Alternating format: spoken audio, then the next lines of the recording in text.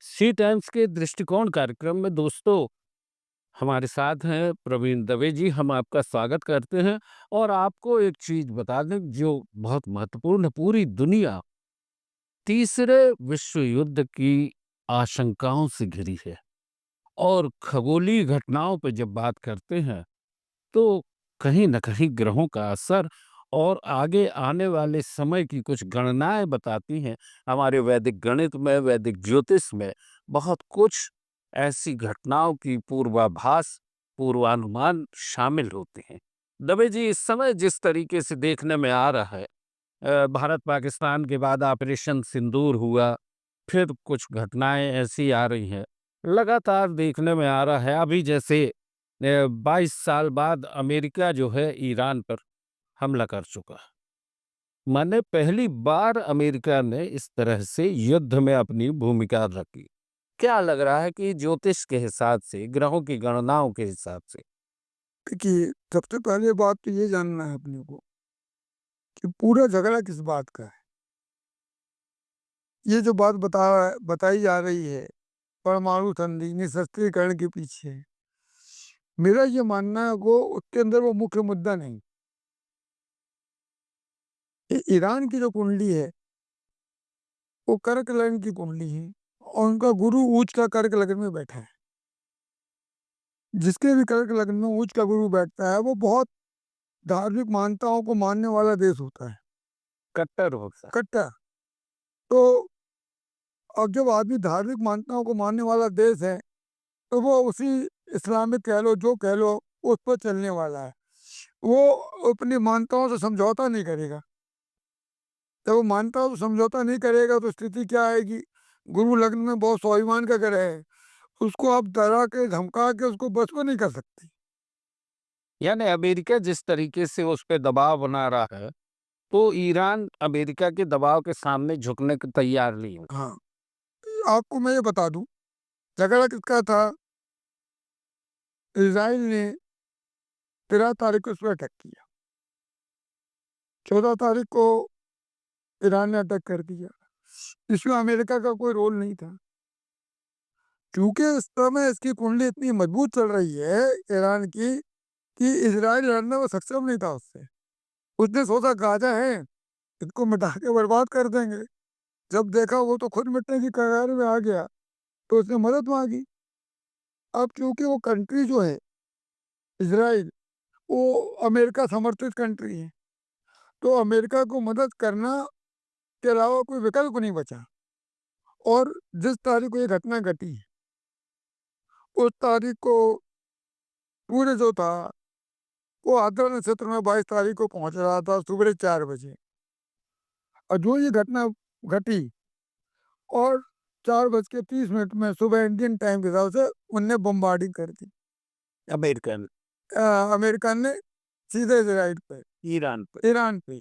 अब आप मानिए, आप पूरी लड़ाई में इज़राइल कहीं नहीं खड़ा। अब लड़ाई किससे हो रही है?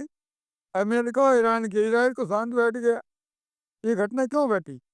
क्योंकि ये राहु जो होता है, वो बहुत छुपा हुआ ग्रह, बहुत आदत घटनाओं का ग्रह है। वो कब छुप के पीछे से वार कर देगा, झूठ बोलने वाला ग्रह है। वो आपको धोखाधड़ी में रखने वाला ग्रह है। तो आप कुछ दिन से आप देख रहे होंगे, वो तरह-तरह की बातें अमेरिका का राष्ट्रपति कह रहा था। हम उसको जान से मारना नहीं चाहते, हम उसको मौका देना चाहते हैं और हम उसको बेदखल सत्ता से करना नहीं चाहते हैं। हाँ, वो अभी जैसे ट्रंप ने बोला है कि हम वहाँ पे ईरान में सत्ता बदलाव के पक्ष में नहीं हैं। वो उस समय भी कह रहा था। तो और हम उसका मर्डर करना, उसको जान से भी खौफनाई को नहीं मारना चाहते हैं। और इस तरह की जब आदमी बातें कर रहा था, तो राहु से का समय काल जो ही आया, तो उसने बिल्कुल अपना रंग बदला और उसने अटैक कर दिया बगैर बताए उसके ऊपर में। और अब उसको दबाव बनाने लगा कि भाई, अगर तुम नहीं माने तो हम आगे भी अटैक करेंगे। परंतु जो मैं ईरान की कुंडली देखता हूँ, उसमें ईरान का जो शासक है, प्रधानमंत्री जो भी है, वो इसके दबाव में नहीं आने वाला अमेरिका के। वो मिट जाएगा, बर्बाद हो जाएगा, मगर वो अपनी बात पे अड़ा रहेगा कि मैं परमाणु बम नहीं बना रहा था, मुझ पर ज़बरदस्ती इनने दबाव बनाने के लिए हमला कर दिया, मेरे संग अन्याय हो गया। ये बात अंत में निकल के आएगी, मगर एक बात इसमें ज़रूरी ये है, ये 29 तारीख जो आ रही है अभी, 29 जून। उसमें शुक्र राशि परिवर्तन कर रहे हैं और डिप्लोमेटिक एक रास्ता खोलेंगे बात करने का। अब चाहे उसमें डिप्लोमेटिक वार्ता में चीन आ जाए, रसिया बीच में आ जाए, कोई ना कोई ऐसी रास्ता खोलेंगे, ये डिप्लोमेटिक एक रास्ता बनेगा और ये जुलाई तक, 18 जुलाई तक अगर डिप्लोमेटिक वार्ता चली, तब तो इसमें कुछ ना कुछ रास्ता निकल जाएगा। और यदि रास्ता, अगर ये वार्ता विफल हो गई, तो मान लीजिए आप कि ऑल आउट वार होगा ईरान और इज़राइल के बीच में। चाहे वो कौन बचेगा, नहीं बचेगा, वो तो आने वाला समय बताएगा।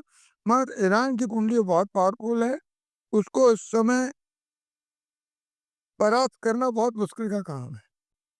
तो अभी ये इन लोगों का जिस तरीके से युद्ध की स्थितियाँ बन रही हैं, जो हमले हो रहे हैं, इसका दुनिया पे क्या असर पड़ेगा? देखिए, तो सबसे बड़ा असर होने वाला है गैस पे। पूरे वर्ल्ड को सबसे ज़्यादा गैस देने वाला जो है, वो ईरान कंट्री। अब जैसे भारत में 33 करोड़ लोगों को गैस सिलेंडर बाँट दिए योजना में मोदी साहब ने। अब पता लगा उनको तो गैस देना है घर के रसोई के लिए। यदि इसकी शॉर्टेज हो जाएगी तो उनको कहाँ से मिलेगा गैस? तो रेट बढ़ाओ, क्योंकि वो जल डमरू का कोई विवाद चल रहा है, वो रास्ते से आने नहीं देंगे, जाने नहीं देंगे। हाँ, वो जो समुद्री रास्ता है, उसको बंद करने का वो उसने बोल तो ये स्थिति बन रही है अगर ये विवाद सुलटा नहीं, मैंने जो आपको बताई 22 जुलाई तक, तो समझ लो आपके गैस के दाम 22 जुलाई के बाद पक्का बढ़ेंगे। ये आप बात मान के रखो, इसमें कोई रोक नहीं रहा। पेट्रोल डीजल से ज़्यादा गैस की ज़रूरत है, घर-घर में गैस। अब गाड़ी नहीं चलाएँगे, एक बार चल जाएगा, पर खाना तो खाएँगे। और गरीब लोग जो चूल्हा जलाते थे, उनके घर में भी गैस दे दी है आपने, तो बेचारे वो खाना कैसे बनाएँगे बरसात के दिनों में? तो ये विवाद अगर 22 जुलाई तक नहीं सलटा, तो ये बहुत बड़ा विवाद लेने वाला है और इसमें हो सकता है चाइना और रसिया भी आपको पीछे से आपको दिखेंगे कि कहीं न कहीं ईरान को सपोर्ट कर रहे हैं। यानी ये तीसरे विश्व युद्ध की आहट है। हुँ।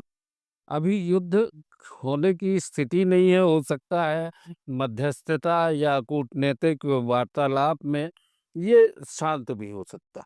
ये 29 तारीख से लेकर 27 जुलाई के बीच में अगर वार्ता सफल हो गई कूटनीतिक, तो युद्ध खत्म हो जाएगा और एक कूटनीतिक प्रस्ताव आके उस पर एग्रीमेंट हो जाएगा। अगर ये नहीं हो पाया संभव, दोनों दल लड़ गए कि नहीं तुमको संधि करना पड़ेगी हमारी शर्तों में, और ईरान ने कहा हम तुम्हारी सब शर्तें नहीं मानेंगे और वार्ता विफल हो गई, तो फिर तो उसके युद्ध के अलावा तो कोई विकल्प नहीं है ना। तो ग्रहों की चाल क्या बता। घरों की चाल ये बता रही है कि एक मौका देगा ग्रह, अब इस तारीख के बीच में आप बात करके समझौता कर लें। यदि आप समझौता नहीं करेंगे, इसके बहुत गंभीर परिणाम पूरे विश्व को भोगने पड़ेंगे।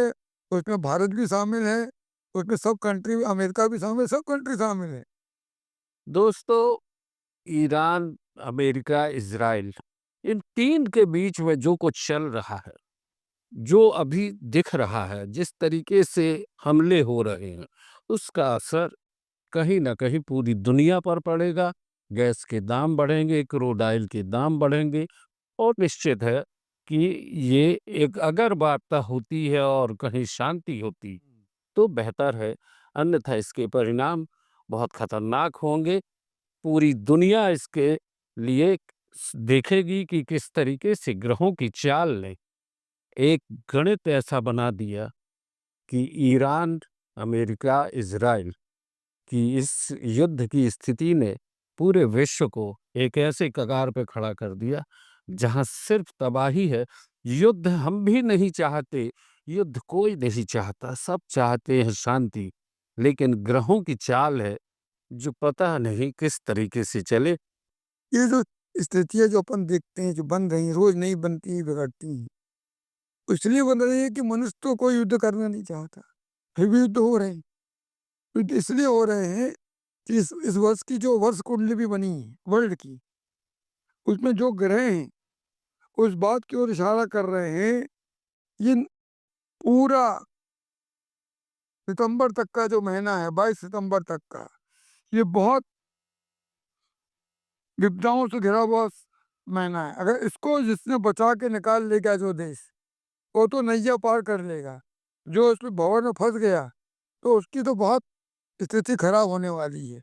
अच्छा, राजनीतिक उठापटक भी संभव। हाँ, राजनीतिक उठापटक होने की बहुत संभावना है।